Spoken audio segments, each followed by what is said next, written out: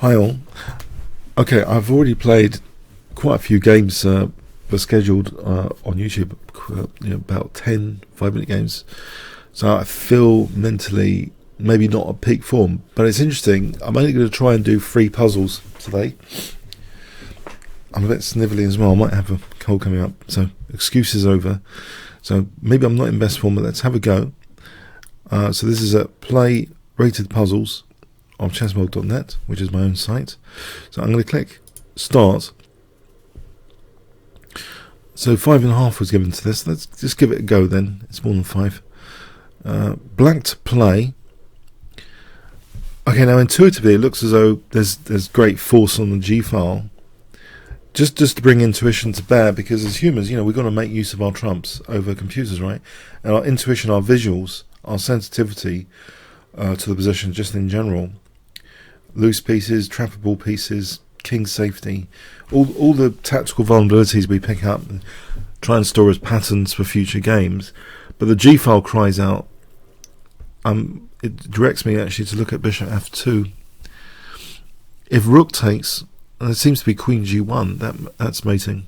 It's just this force on the G file. It cries out to me to prioritise this candidate move, bishop f2. But it might not be the most accurate. Let's just check. I mean, bishop e1 might achieve better. But there's rook takes h2 on bishop e1.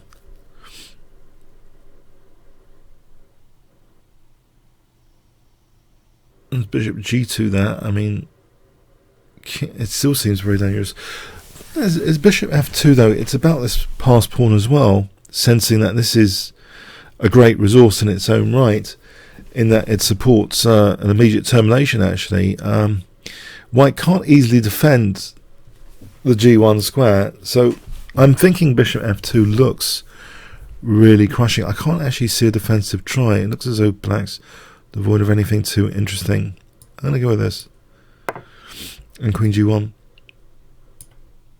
Yeah, okay, so it wasn't too hard. And the master game, how did black get Elizabeth Patz? How did she get is it a King's Engine? Alright, King's Engine.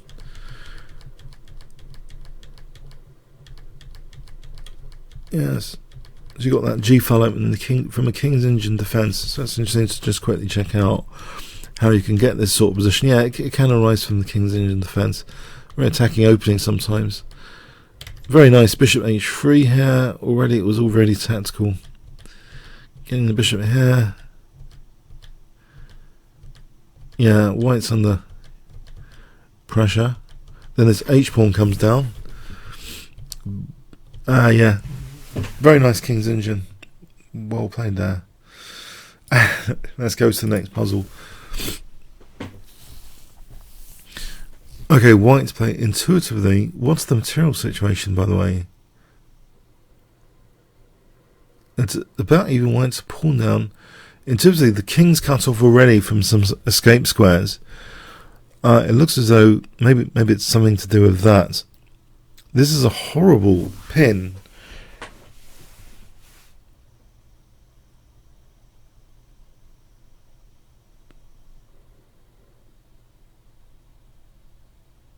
Doesn't seem to be too much to do. Actually, this had a low rating.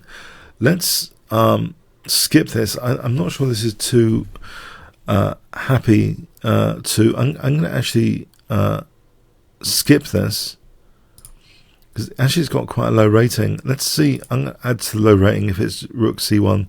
That doesn't seem too glamorous. I mean, I'm going to give it a 1. Actually, doesn't seem too glamorous. En route, I'm going to give that a 1. Avoid that one. Okay, avoid the ones with bad ratings. 5. Black to play. Alright, intuitively, the king might be deprived of escape squares after rook f2. But it looks as though where is the killer blow after that? Oh, king d3 has rook d2. That's immediately dangerous. And on king d1 there's bishop f3. This isn't particularly hard actually. It's just about the king's escape squares, it seems. In fact, king d1, rook d2 is mate. Yeah, this wasn't a particularly great one, I think.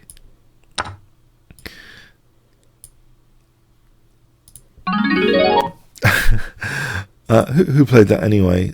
Varganian against Judith Polgar. And let's just quickly get a gist of the game. So he was a great French defence exponent. So he played the bishop a5 line, right? Quite an exotic line, very interesting. And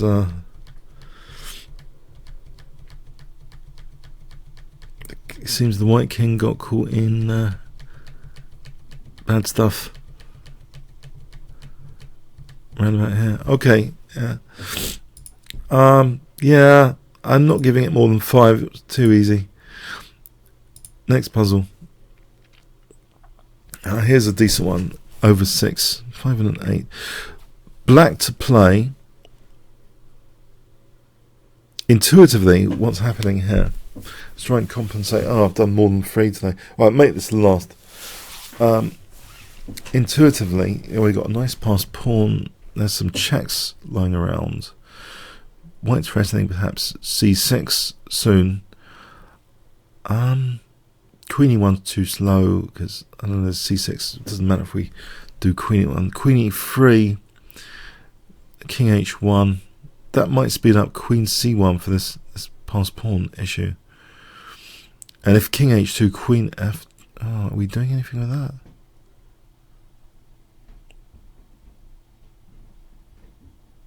Oh, okay. Well, this knight's pinned. It seems as though black is threatened with some things here. That we got a mating net though ready made. The escape squares are cut. What about rook c3? Forget about the passed pawn. Because in light of c6, yeah, rook c3 if takes rook c1.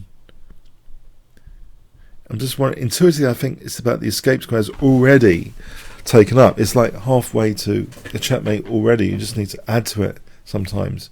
But the distraction is thinking about queening the pawn, but you've got to weigh in c6 here. So speed is of the essence. Rook c1 seems very quick to try and checkmate, actually. I mean, rook c3. I'm thinking rook c3 is the best candidate. If cd, if king b6, rook b2 is check. If cd, if takes d6, is annoying.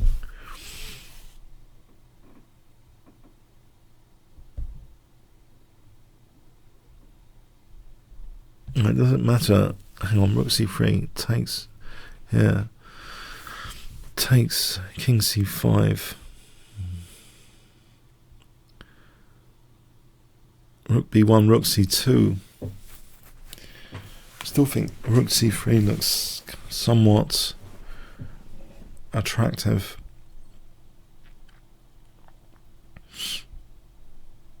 Even though it's going into checks, because we can't go this way actually because of queen g8. So if rook c3 takes, yeah, daring, but go on the b file to avoid the queen check. Threatening mate takes king c5, rook b1, rook c2. We're first to the white king. The queen can't actually get back. That's another intuitive aspect of this. As human beings, I think we should appreciate. The queen's not getting back. The main thing the queen's doing is this, supporting this pinned piece, with c6. I'm going to try rook c3. This might be wrong. Another on the same line is rook f3, rook b2. Can't quite see that. I'm going to try rook c3.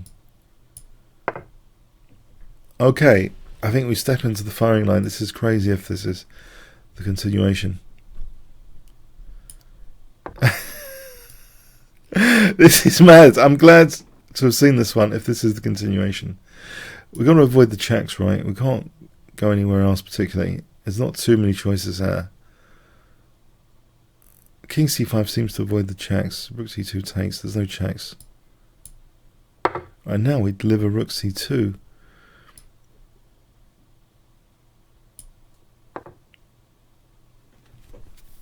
Alright, try and avoid the checks. This carries on. We can go king c4, and there's no bishop f1. Rook b4 we take, there's no checks. King c4, that avoids any future checks, because rook b4 we're going to take that. Surely. Yes! Oh, I'm happy with that one. Who played that? I'm staggered I've able to see this. Alright, Steinitz against Anderson. Oh.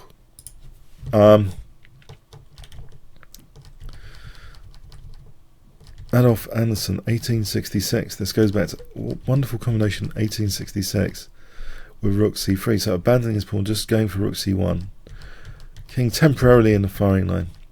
Okay. and the opening, just have a quick look at the opening actually, just to pick up something, if there's anything to pick up here. He played h5, that's very attacking.